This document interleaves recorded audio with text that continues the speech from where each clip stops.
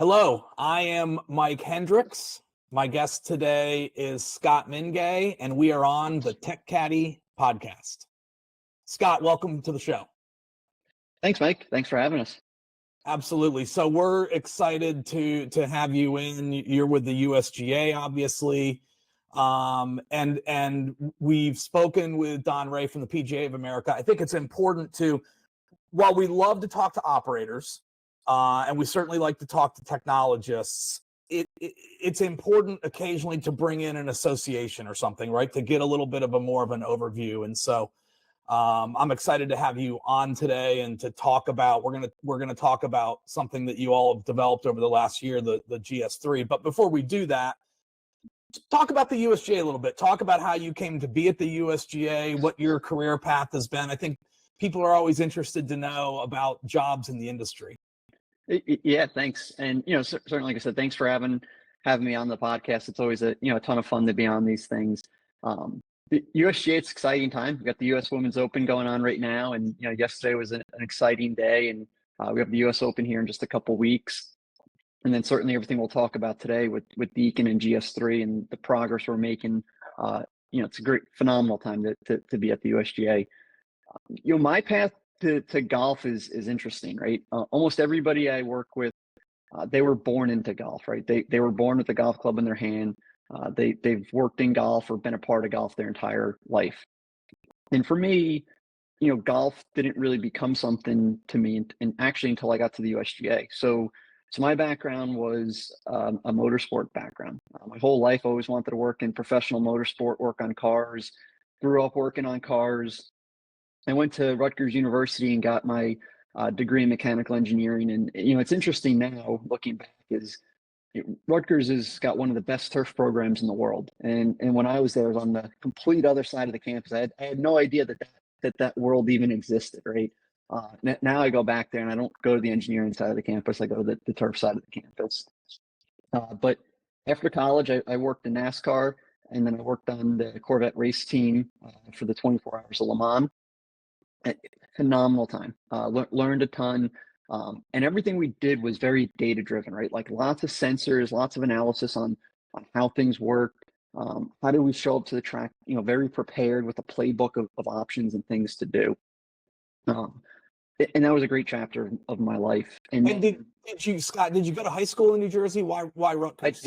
I did. So I'm in New Jersey, native, born and bred. Was born in Jersey City. Grew up for a long time in Jersey City. Then moved out to the suburbs a little bit, went to Rutgers, and then moved all around the country. So I'm in Columbus, as like a lot of people know, and we're actually in Upper Arlington, but I was 4 years in New Jersey for high school as well. A lot of friends that went through Rutgers before it was in the Big Ten, but now you're a member of the Big Ten, so it's even better to have you on the podcast. Yeah, I was a Big East. When I was at Rutgers, we were the Big East, and my freshman year was the upset on Louisville. So that's my claim to fame there. Excellent. Yeah. So motorsports, maybe because of your parents, maybe your dad was a motorhead or something. What drew you to that originally? Yeah, I mean, it was. I grew up. My dad owned the contracting company. Very much owner operator, right? That's the life I grew up. Always grew up racing dirt bikes, things like that. And down the shore, where my grandparents had a very small cottage before it kind of blew up to become the shore. The Wall Township dirt track was very famous, and so I'd go there every Friday night. And as a little kid with my grandfather, and eventually found my way into the back of it, working on cars. And you start by sweeping up a trailer for somebody, and eventually they'll let you start working on things, and that was kind of the pathway for me there. That's excellent. And so and so you do this stint in motorsports. What drew you to the USGA? So for me, I wanted to move back home, be close to family, something that I'm sure resonates with a lot of people. Spent a lot of time on the road, right? When I was on a motorsport team, 200 plus nights a year in hotels was very common. So I was just looking to move back, be closer to family, spend a little less, time on the road. When I did that, I was like, I can't take a desk engineering job, right? There's no way after that career I'm going back and sitting at a desk and drawing parts, 40 hours a week. And so I was like, I really wanted something fun. And Dr. Steve Quinawala was a mentor when I was in college, and he happened to work in the equipment standards group at the time at the USGA. And they had a couple people retire, and they had some spots open, and they had a spot open for a research engineer. So he posted it actually in an alumni group that we have for the Rutgers team that I was a part of when I was there. And so I was very interested. I was like, this sounds awesome. I get to test sporting equipment. You know, when I was a little kid, Tiger Woods was all the rage. And so, like I said, I didn't grow up in golf, but I've grown up a sports person my entire life, right? So huge into sports. I'm like, this sounds like a great job. So I applied, didn't hear anything back. And I talked to Steve, and he's like, well, you know, the USGA is really like a golfer-driven community. I'm like, well, I'm getting this job. This sounds fun. So I was home over Easter break, and I showed up and requested an interview. And 11 years later, I'm still here.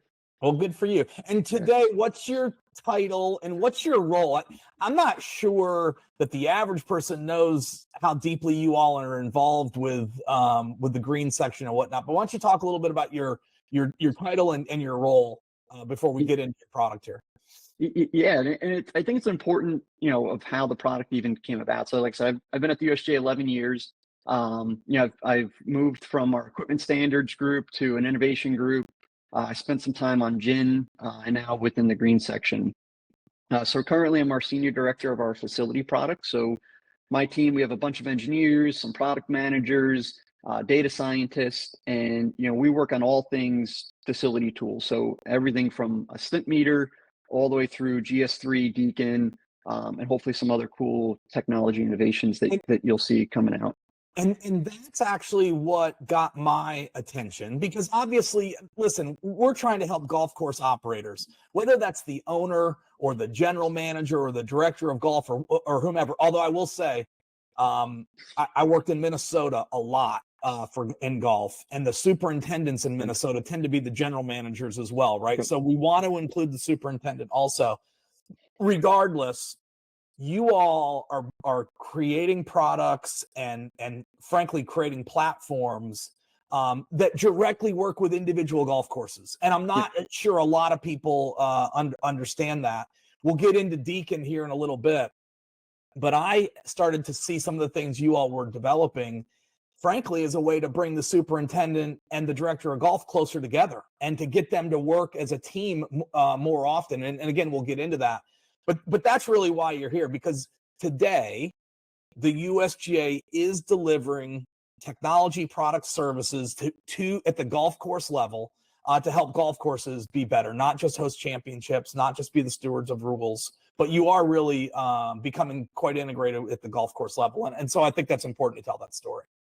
It is. And I think it's important to realize that's the why of what we're doing, right? You know, when we started this, and we'll get into kind of the origin story of, you know, GS3, Deacon, and many of the things that came before it, but a lot of it really came from the USGA's focused on golf course sustainability and golfer experience, right? Like those things they can't be mutually exclusive, because we can have something that's very sustainable that nobody wants to play.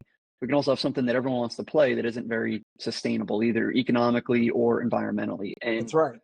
And you all, I think, have been leaders in identifying how important greens are to playing experience. And if playing experience is excellent, it's good for everybody in this industry, right? I mean, that's ultimately what's going to drive everything. So, yeah, no, 100%. And like I said, it's all about how do we bring that together, and what's the pieces of data that really matter. So there's a little tagline you'll see us, you know, run with, is the measure what matters, right? Because you can measure a lot of different things, but ultimately, what is the things that impact that experience that you have as a golfer, and how do we drive that experience and make it better and better, so that more people want to play the game, and that the game is sustainable for years to come. Yeah, my friends in baseball, I think, are still trying to figure out what matters. They measure so many things in baseball that sometimes it gets a little confusing as to what trumps what. So there's a lot of metrics over there. Yeah, it can be. And, you know, it's something I've taken from my motorsport days is, you know, we were the same way. We measured tons and tons and tons and tons of stuff, right? At the end of the day, it came down to, what did the stopwatch say, and could the driver drive the car, right? And, you know, that always resonates with me still to this day, of like, okay, cool. We can go measure all of these things. Can we do anything about it? Does it actually matter? Right. And that's a good way to segue into GS3, because I think, and you certainly, you'll let us know for sure, but it's one thing to know how firm a green is, or it's one thing to know how fast a green is, but if the ball is bouncing all over the place, right? Like Yep. I'm not sure that's included in the story, and that I think is part of the value of GS3. Why don't you talk about this product? And so just to set it up for everyone, we're talking about a physical golf ball. Certainly not a ball that we would hit with a club. You can show it. No, got one right not here. a ball you would hit with a club, but a golf ball that gives us a lot of data about the putting surface. Explain that if you would, and let's maybe get into how the heck you guys even built this thing. Yeah, so the GS3 came out, it really came out this past year is when general availability came. So it's the same size and weight as a golf ball. Like I said, you can't hit it with a club. We always like to say, you can hit it once with a club, but that'll be the last time you do that, and that might be a little expensive. But when you can roll the ball, it'll give you green speed. It'll also give you smoothness and trueness, which we'll get into, which is basically how bumpy and the green is and how well the ball follows that pathway. And then you can put it in a drop fixture, and you also get a firmness reading, which gives you, how firm the green is, essentially how receptive your shot is into that green. And the product, the ball, it's really not intended for individual golfers, as I see it. It's intended for people that are running golf courses, certainly maybe tours, people that are conducting high level tournaments could be a customer as well. One question I have about it is, how many different places on a single green do you all recommend to use the ball to get the your data for the day, so to speak? Yeah. The way we look at it is, there's two areas when you're doing a speed or smoothness that you can collect data on. So a lot of times the spot that you're going to collect green speed is not a great spot to collect smoothness data, right? Because what we're really interested in, and we'll talk about a bit later, is how does foot traffic over the course of a day, or how does maintenance practices impact that smoothness, and how much does that actually change over the course of a day? We want to collect those pieces of measurements where that's happening, right? So around the hole is really important. When we're doing that, we like to collect 8 rolls. After 8 rolls, we feel that you can properly characterize the smoothness of a putting surface. When we're doing green speed, we really do need a pretty flat spot, and so that's not always going to be where we put a hole location. So a lot of times those are tested on the fringes. But what Deacon allows us to do, which is the software that the GS3 connects to, is it allows us to separate those, right? We can take a speed reading on the side, get that green speed in a good spot to take that reading, and then go over by where the hole's cut and get our smoothness readings to look at, what is the smoothness values and how do those values change over the course of a day. And if a superintendent is consistently seeing that the green is not smooth, typically what are they going to do about that?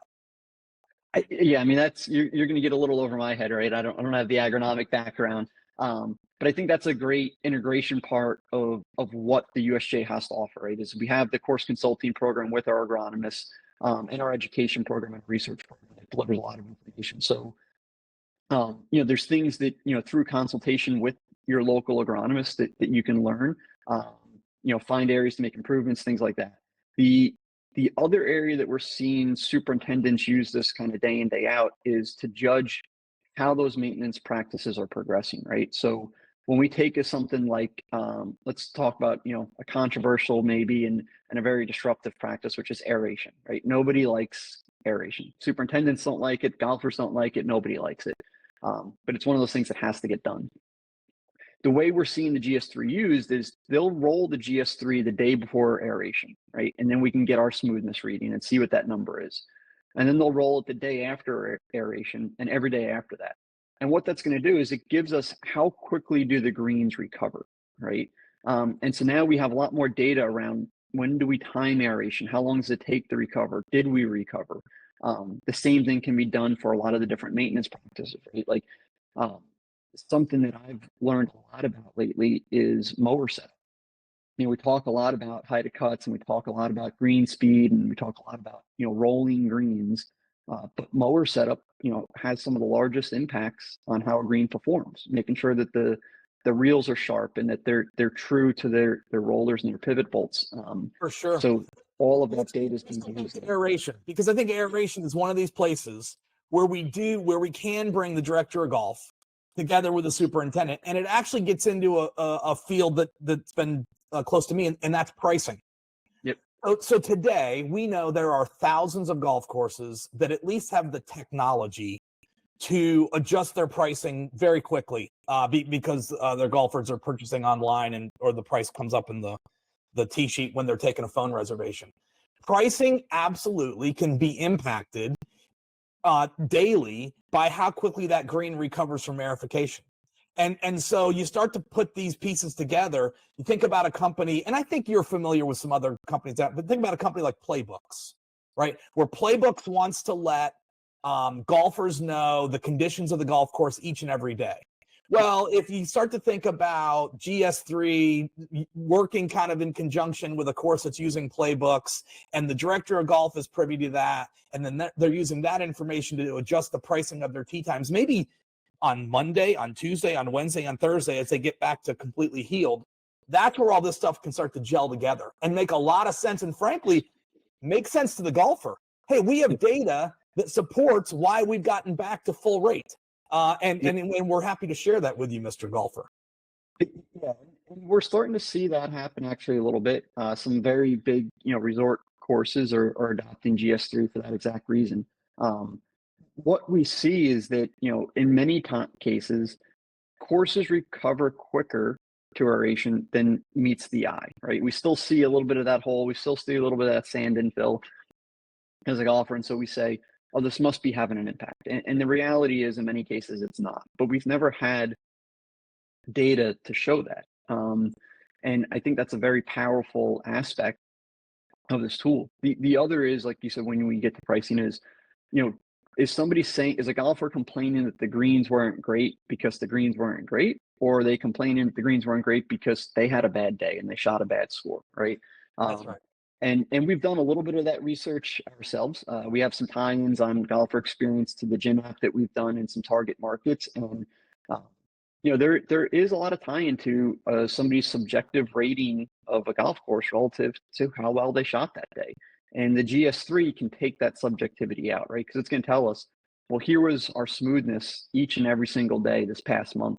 And how well does that line up to what our members are saying, or our guests are saying, or your play is saying? Yeah, it's really cool data, because I'm just thinking about then trying to create traffic, say, on a golf course website. When you start to have some data that nobody else has, and clearly there's a bunch of golf geeks out there that really get drawn into that stuff. It's an interesting read. Before we get into Deacon, let's stay on the ball for a second. So clearly the ball is great at measuring smoothness. Yep. But talk about the evolution of the ball, and how, like, now the ball is really good at measuring firmness when you had something else that you used to use to measure firmness. Talk about how the ball works in conjunction with the stimp meter, because I want people to understand this ball has really started to, is it fair to say, consolidate other tools that maybe people were using? It does. And I think, we'll take a little step back as to, how did we even get to GS3, right? Like, where did this thing come from? So, if you go back to the early 2000s, Dr. Matt Pringle, who's my boss, who heads up the green section, he was in equipment standards, and we're messing around a lot with club head CT. So how hot were drivers, and that technology is very similar to what was then put into the TrueFirm. And so what the TrueFirm did, and the first time it was used was in 2004. Was So measure exactly. Yep, measure the firmness of a putting green. And we all kind of cared a little bit back then, but no one really cared until the US Open at Shinnecock Hills, and all of a sudden we really cared, and the TrueFirm really took off at that point. And so we had that device for quite a long time, and it was in 2015 was the US Open at Chambers Bay, and a bunch of us were there, and really those TrueFirms were starting to get a bit old, and we knew we needed replacements. And then like I said, Chambers Bay, and Chambers Bay, for people who don't remember, greens looked a little different on television. It's where DJ kind of faltered at the end and Spieth won.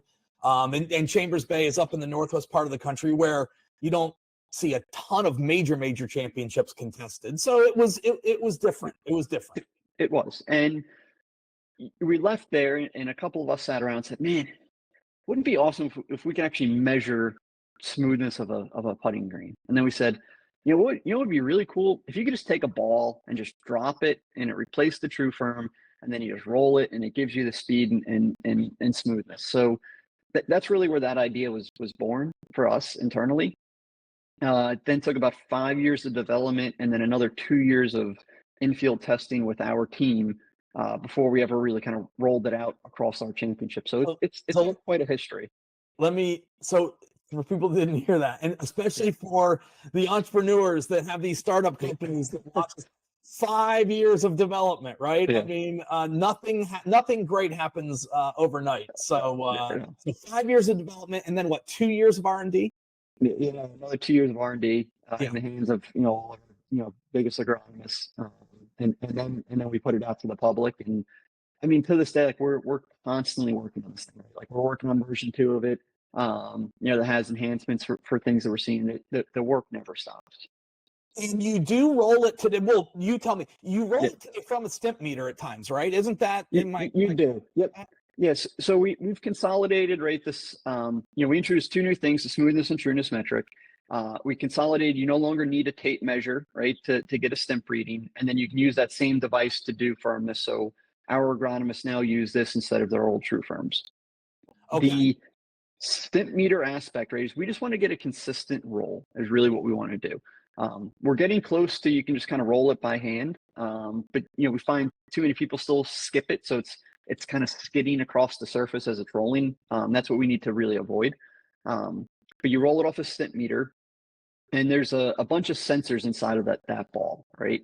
And then what happens is as that ball's rolling, those sensors are collecting all of that data, accelerations, gyroscopes, all of that stuff. And then we send that back to the phone. To get the green speed reading, historically, right, you would pull a tape measure and you would measure that distance. The issue with that, though, is that it's a very user-dependent metric.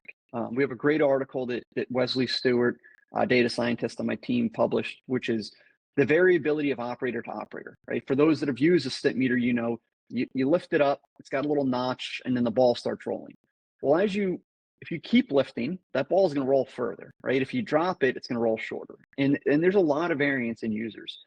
The GS3 doesn't care, because what the GS3 is doing is it's looking at how fast that ball is slowing down. And we're able to correlate that to an ideal perfect stimp meter usage.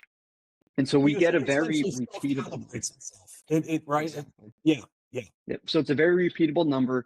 Takes the operator dependence out of the equation, right? And so if you and I are both doing these measurements on a green, historically we would get different numbers just because we're both gonna, we can't hold the stimp meter perfectly still, right? And we're both gonna have that little bit of difference between us. I've always felt the stimp meter needed some kind of hydraulic function in it that on its own would raise itself and know when to stop.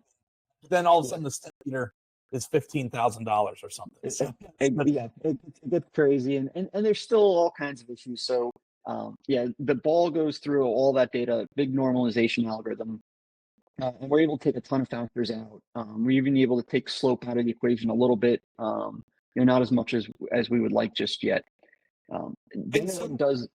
Go ahead. I'll say then what it does, it'll calculate the smoothness and trueness. So the way those today, like at Pinehurst, would you be measuring this every day right now? As you get really, really close or? Yeah, I mean, John Jeffries and team over there on the number 2 course, they've had a ball for a couple of years. And I mean, they religiously measure data every single day on that course. They've even done a pre-run through of US Open conditions last year at this time, right? So they have that playbook of here's how the course is going to react. Here's how we're going to set it up. And they do all of that a year plus out.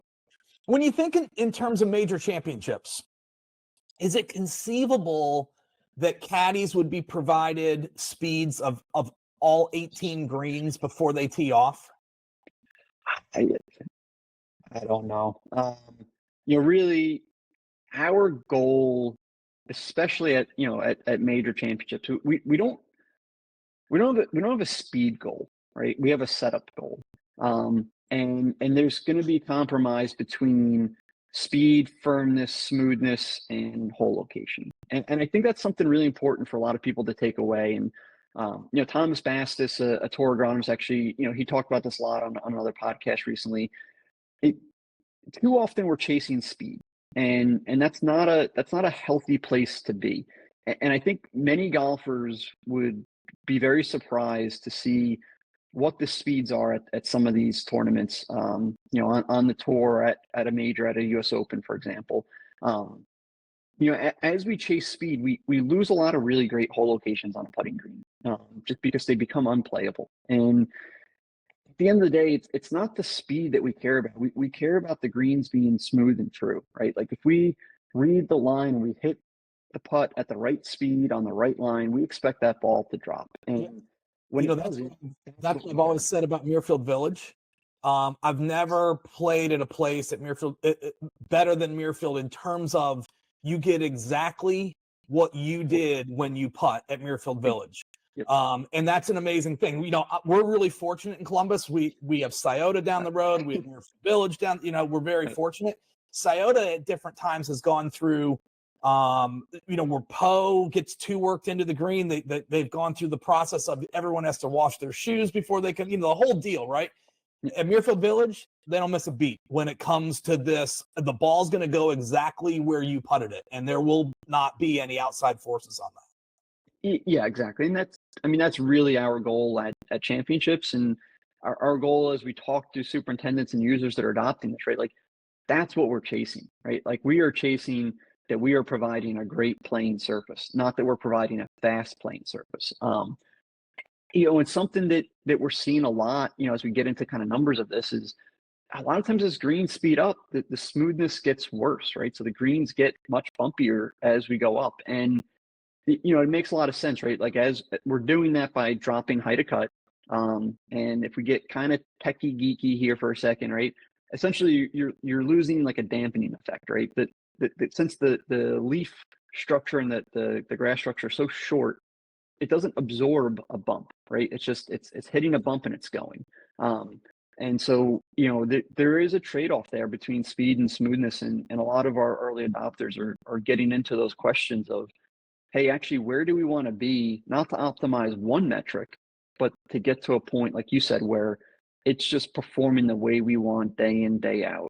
Right. That's what we're all.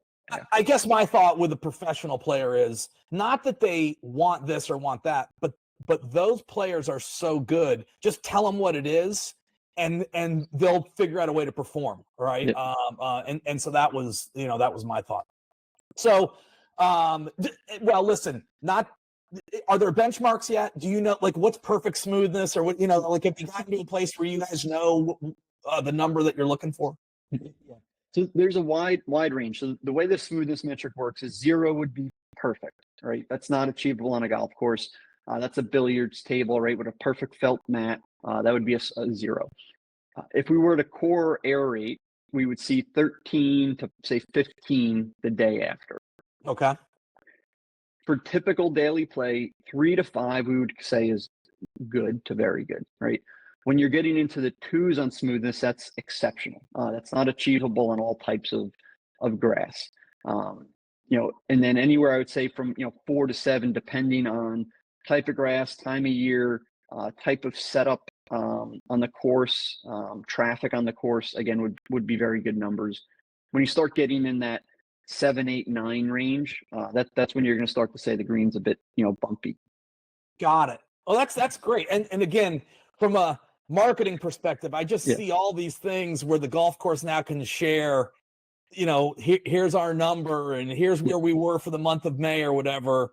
Again, because listen, I believe ultimately these golf courses are great American small businesses, great Canadian small businesses, right? Like they employ people. I always say about golf courses, they'll hire people from 16 to 66, and they'll hire everybody in between that age too, right? And so I really think that that's amazing, and they're going to sponsor kids in different youth events, and they're going to They're amazing stewards of property. And so I want them to make more money, right? I want them to be more profitable. And if this is ultimately a way that they can communicate how well they take care of their golf course, I can see an avenue to charging more. And so that would be exciting. There's a lot of other people that would say to me, Mike, don't charge the golfer out of the game. And I totally get that. But I also understand that Harry, that owns a golf course down the road, is trying to put his kids through college. And that's pretty important, so. Yeah. Okay. So the GS3 ball, before we go to Deacon, which is what the ball kind of interfaces to, if you will, for people, talk about price. I don't find this thing to be exorbitantly expensive. Talk about price and what a general manager of a public golf course, when his superintendent or her superintendent comes to them and says, this is what I need to get going here. What are we looking at? Yeah, it's the total package for year one is $2,750. That'll include your ball, charger, a new stimp meter, the drop fixture, and your Deacon subscription. And then every year after that, it's $1,250 for your yearly subscription to Deacon. We'll get into a Deacon, but it includes a bunch of tools. And so we think it's a great value. And one thing that we're constantly trying to do here at the USGA, right, is we want to make these tools accessible, not just to the Pinehurst or the Pebble Beaches of the world, but like you said, to the municipal courses, the mom and pop courses all around this country, so that they can, leverage all of the great tools that we use at a US Open at their course every day. We're talking about 10 foursomes or something for the year, maybe 5 foursomes, depending on the golf course. And we know that, so anyway, I don't want to get into trade and barter, but listen, it's 5 or 10 tee time, right? I find it to be doable. Okay, now this is where I think it can get a little dicey. It's going to be interesting to see how the USGA goes about doing some of these things. But the ball interfaces to essentially a data platform or a data host that you all call Deacon. Why don't you introduce Deacon a little bit, and then we'll talk about how Deacon can work with other things beyond the ball. Yeah. So Deacon, it really is. We call it our course management system. It's a cloud-based platform. There's mobile apps, so you have them on iOS and Android. They're native apps, so they work perfect on the phone. There's no web interface on your phone. But then you can go on the computer, and there's also a web interface. So I think the name's pretty cool. The name comes from Deacon Palmer, who is Arnold Palmer's father. So for those that don't know, Deacon was the longtime superintendent and head golf professional at Latrobe Country Club. And so it's incredibly humbling for us to be able to bear that name on our product and knowing that legacy and what that means, and it's something we take a ton of pride in. Yeah, I think that's excellent. It is. It's a nice nod. The platform itself is quite powerful, right? And so our thing has always been, how do we help bring data together to help inform those decisions, and that goes all the way back to, like I said, my days in motorsports. So Deacon's really been my baby at the USGA since I got there. We want to help bring together the most important aspects of data on the course. And what it does is it really becomes a resource management thing. We talked about, a couple foursomes is the cost of the ball. The way we're looking at it is, it's not, hey, we're using a GS3 to charge golfers more money. We're saying, hey, use GS3 and Deacon so that you can make the best resource management decisions for your facility, because and many times that could mean pulling things back if you need to, right, or accelerating things forward. In Deacon, there's a couple of big aspects of it, right? So from a golf maintenance standpoint, we have a bit of a job board. We have an application log, so you can track all of your chemicals and top dressing and PGRs and fertilizers. All of those sprays, they all have a huge impact on playing quality. Okay, let's stop there, because I'd like to get into the details of some of this stuff. So did you all build that interface, and then the superintendent is simply making inputs? Exactly. Yep. Okay. All right. Yep. Yeah. So we built the interface, like I said, works mobile, which has been a huge aspect of this, right? Because, when we look at driving adoption of tech on a golf course, if you always have to go back to your office and sit in front of a computer and do it yourself as the superintendent or directors of grounds, it's not going to get adopted, right? And so we focused a lot on these mobile apps and making very native, so that your maintenance crew or any of the young men and women that are on your crew, something that they're familiar with, right? They've grown up with a phone in their hand at this point. So we've tried to make those interfaces very similar to things that they would be used to in their daily lives right now. Right. That's smart. That's smart. Now, on the food and beverage side, and I'm not taking you there, just stick with me here. So you've got a company, there's a lot, but let's say Gordon Food Service out of Grand Rapids, Michigan. When Gordon delivers to a golf course, there are certain point of sale operating systems for golf courses that actually know that order's already coming, and all of that data goes right into the F&B piece of the operating system. Are you all integrated at that level? So when I buy my chemicals from Nate at Cinetech out of Philadelphia, that stuff injects right into Deacon automatically?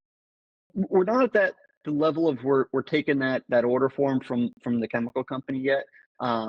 It's something we want to be but you could get really careful. Yeah, exactly. Our goal is to make sure let me say first and foremost, we do not sell your data, right? Your data is your data. This is key in golf. This is amazingly important.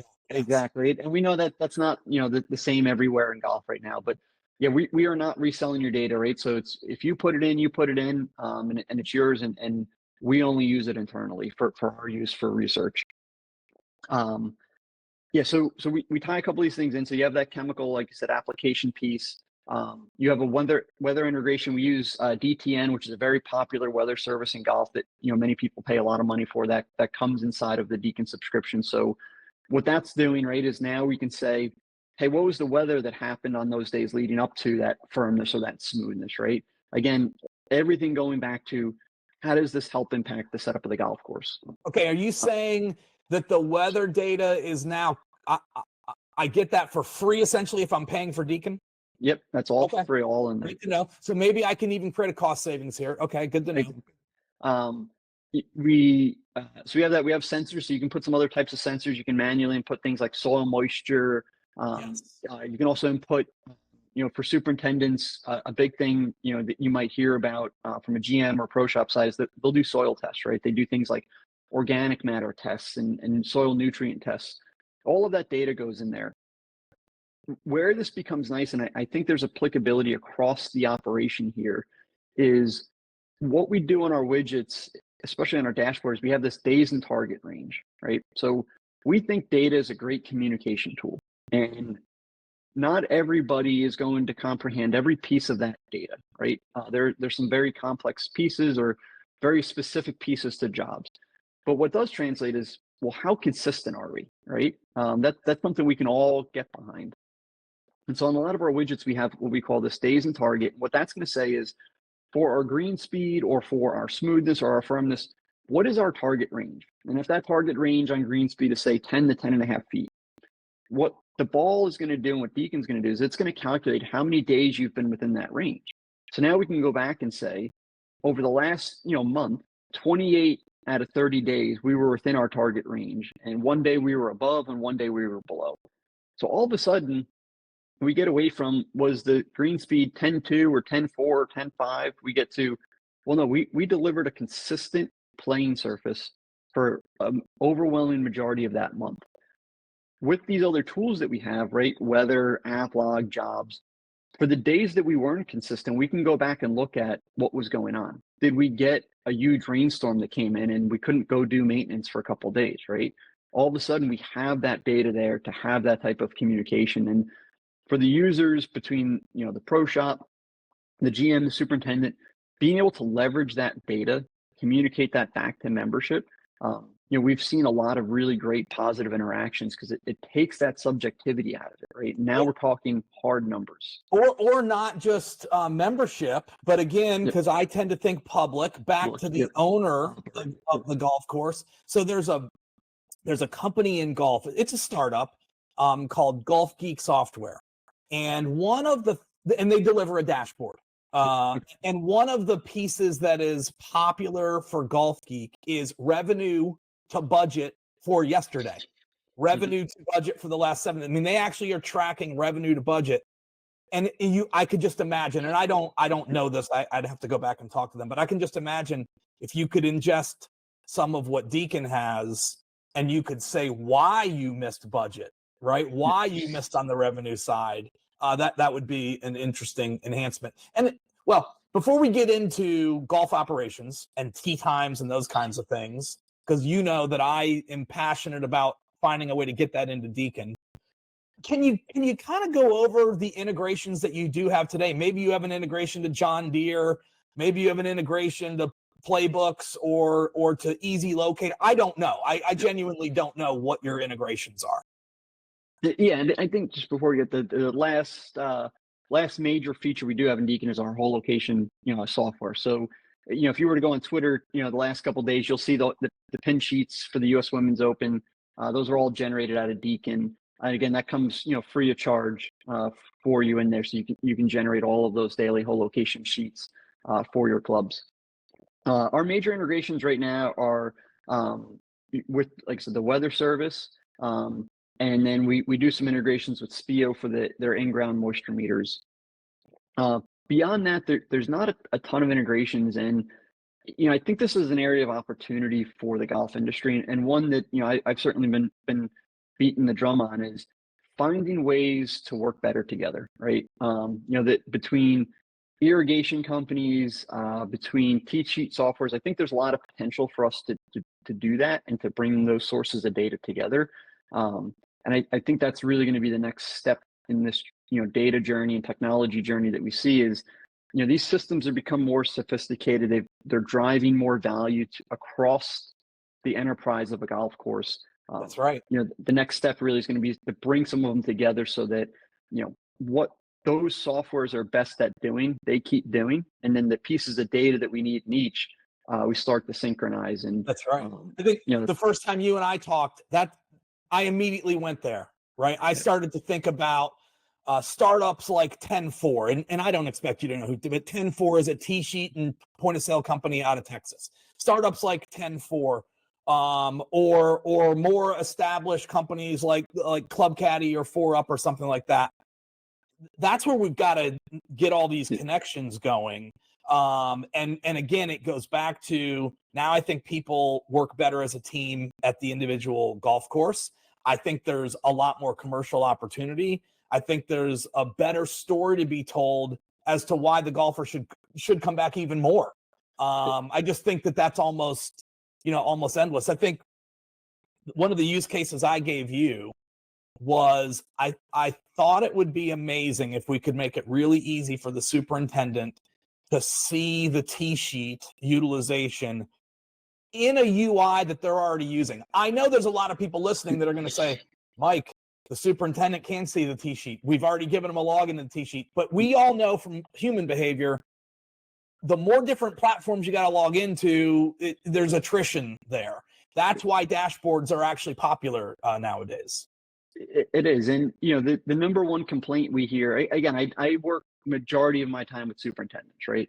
The number one complaint I hear from them is, Scott, there's too many apps. Like I'm logging in here, I'm logging in there, Right. I'm logging in there. And, these are very busy people, right? They're starting early. They're working a ton like all of us. We got to make it easy. If you tell them, oh, you can go see this piece, go remember the login for this piece of software and log into this link, like you've lost them. That's right. And so, yeah, I agree with you. And it's a discussion we're having with some, and hopefully we can, lead the way more, but certainly things like, being able to pull the tee sheet and the time slots into Deacon so a superintendent can see that, can see where they might have a maintenance gap, can see how heavy the play is going to be. Again, Deacon's not meant to be a tee sheet management software, right? But pieces of data there would be very valuable to the superintendent to have access to as they're trying to do things like, hey, are we mowing and vertical mowing today? And how's that going to impact, ball roll metrics, right? That's right. Deacon isn't always going to be an operating tool. Deacon can be a visualization tool, right? It essentially, you could say a communication tool. I'm just trying to communicate the data to everybody at the golf course. So Deacon will serve different roles there. Go back to your whole location a little bit, because that does sound a little functional. Explain how the whole location piece works in Deacon. So within Deacon, we have all the golf courses mapped out. So you have a polygon representing the green. We can ingest a lot of different types of data. So if you had your course scanned, we can load those course scans in there. We can scan the course for you. We have a lot of vendors we work with as well that do that. From that point forward, you set the green depth, so the front and the back, with your blue reference dots, just like we would have a championship, and then you can set the pin location for each day. Way we see that used is, superintendents use that to help communicate to their maintenance crews in the morning where they want hole locations cut. Again, when we can show a visual reference with the outline of the green and numbers, that makes it very easy to do. We can also print that sheet out and give that out to golfers, which we see done on a lot of member guest type events. It's a very nice touch.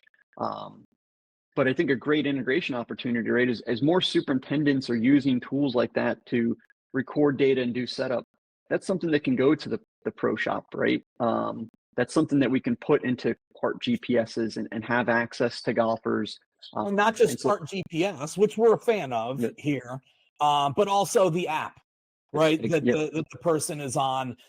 Listen, I think carts can slow golf down, and I'm all about playing quick.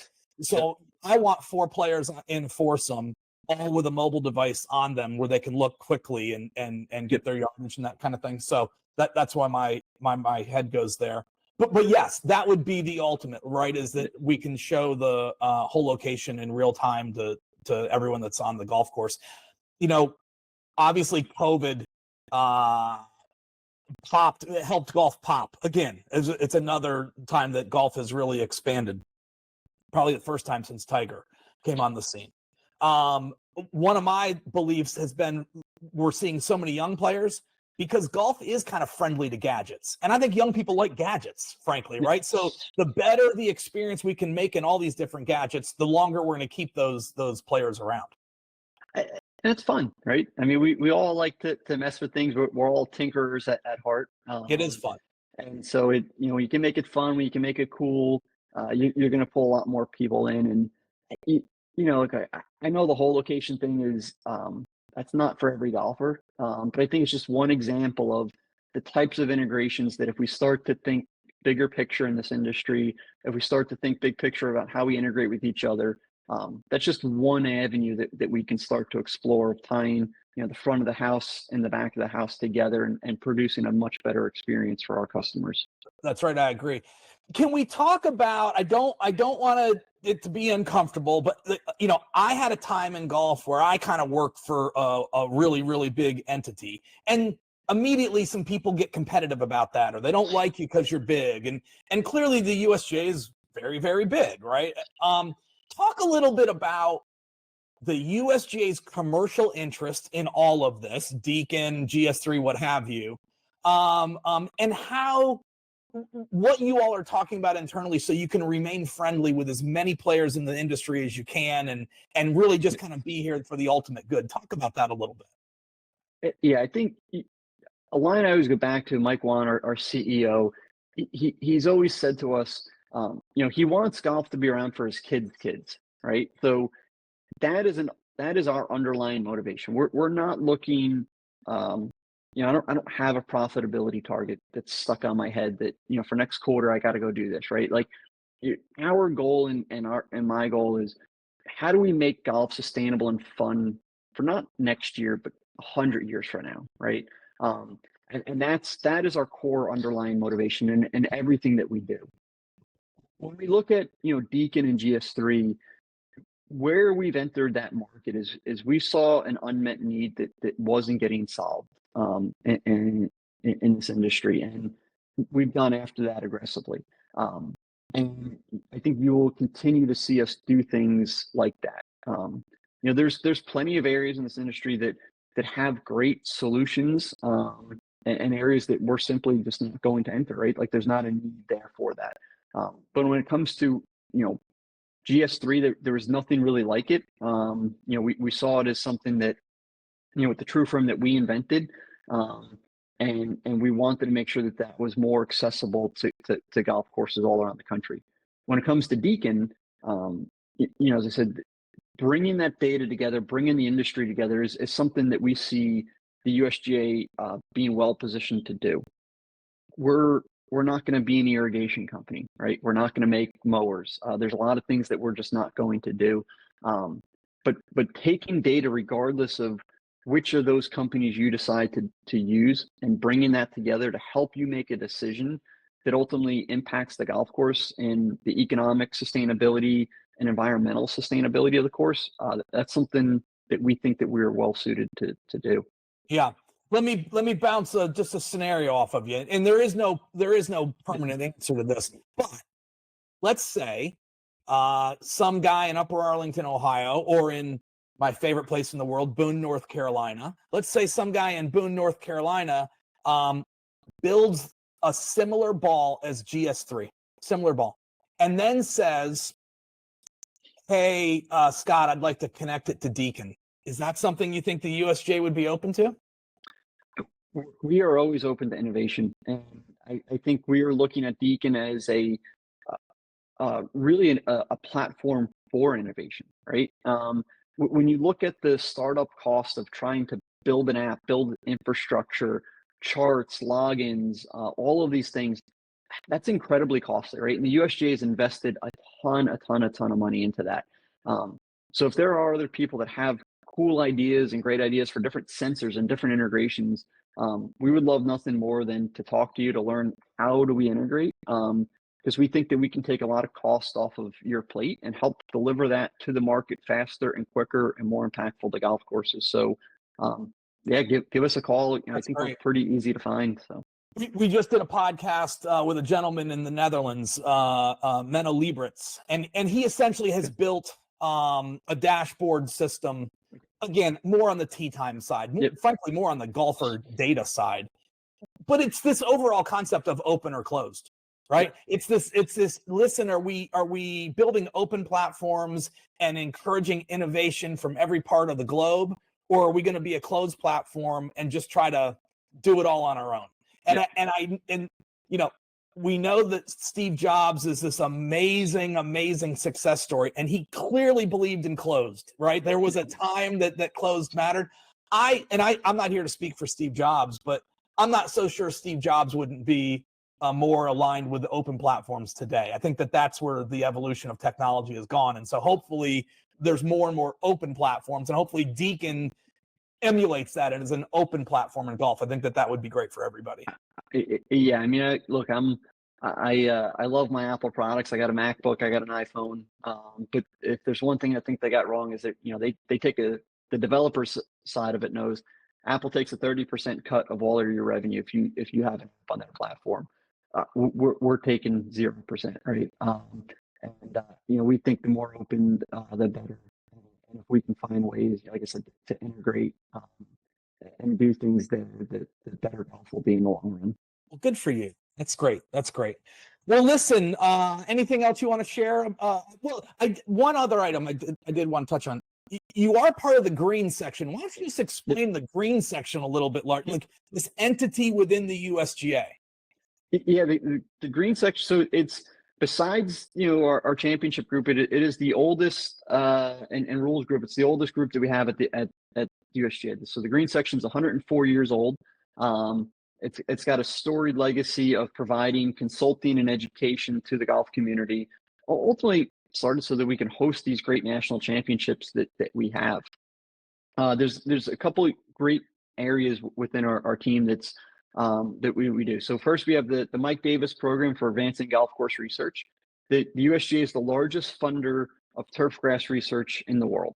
So we write checks every single year in the millions of dollars to land grant universities so that we have all of these great grasses, disease models, and research for golf courses. We disseminate that information through the Green Section Record. If you're not a subscriber to the Green Section Record, highly recommend that you are. There's information in there for everybody.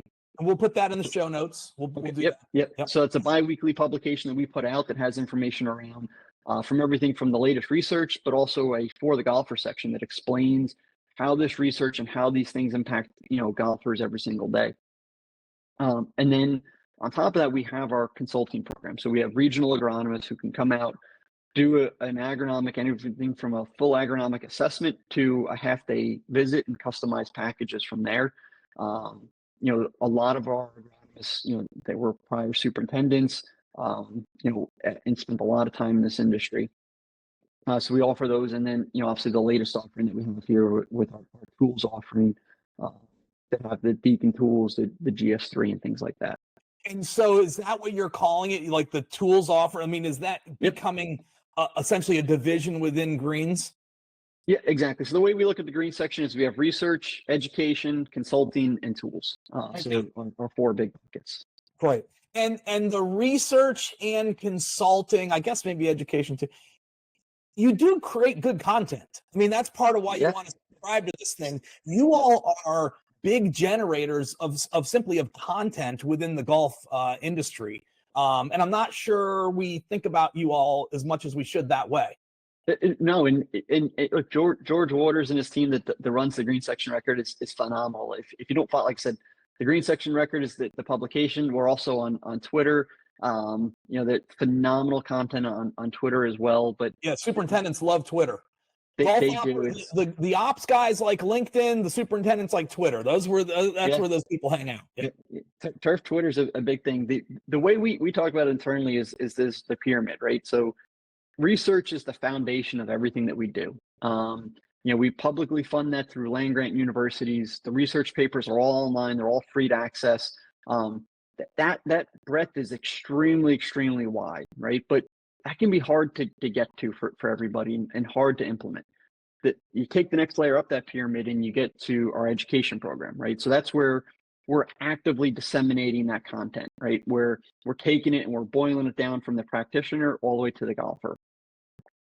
At the top of that pyramid, right, we would jump there, and that's where the consulting offering comes, and that's highly individualized, right? That's a one-to-one relationship of agronomic consultant going out to your golf course. And then that's where we've slid in that tools piece where, you know, it's a paid offering, but it can reach a lot more people, right? Because it's technology and we can get that out to everybody. So we'd like to think that at every level of that pyramid, you know, we have something from a free educational offering all the way up to, you know, highly customized consulting that we can deliver to your golf course.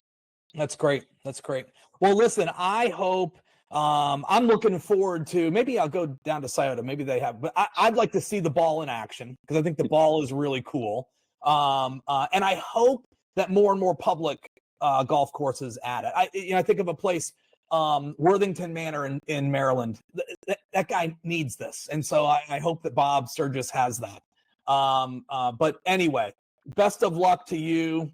Thanks for coming on. I didn't even know you were a Big Ten guy. It's great to have Big Ten people on the podcast. And you and not a lot of people know, but Jersey Shore's pretty good. Pretty good Jersey Shore. So glad you spent time there too. I think it's the best place in the world. I know you know, everyone's got their own hometown feel, but yeah, certainly being a Jersey guy, and you know, we try to rep it here in Jersey. Yeah, I'm glad you were able to get back home because that's great. That's great. All right, Scott. Thank you so much. That's Scott Mingay, USGA. The ball is called the GS3. We're gonna put notes in the podcast so people can go find it. I'm not getting a commission on this. So I'm not trying to sell these things to these guys. I think it's good for golf. And so that's why we're here to help tell that story. So thanks a lot, Scott, for joining us. Yep. Thanks for having us.